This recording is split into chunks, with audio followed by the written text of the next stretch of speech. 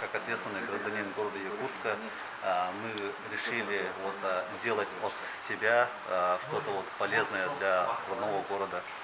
Сейчас рост заболеваемости у нас очень высокая, и мы, как и все наши граждане и все горожане, обеспокоены тем, что рост очень сильный, и мы бы хотели чем-то помочь и как-то снизить рост заболеваемости. А какое количество масок вы предоставили? 20 тысяч. Но это у нас не первая такая практика. Недавно мы были в СУФУ.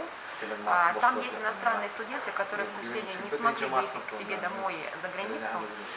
Они находятся сейчас на самоизоляции, выходят только в магазин.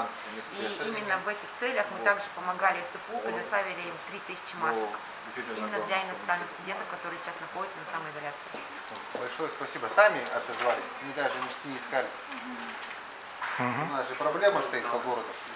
Жизнь человека такова, что иногда голову чуть не забываешь, да? Тут маску забыть — это совершенно жизненная ситуация. И в той проблеме, которая есть сегодня, я рад, что ребята сами нашли нас, город, предложили свои услуги. Михаилу Петровичу большое спасибо.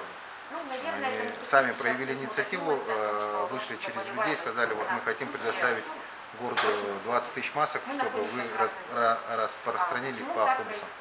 Отличное начинание.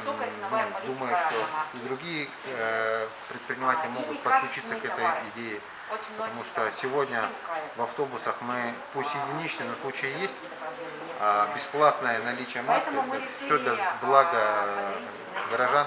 Спасибо ребятам большое, низкий поклон.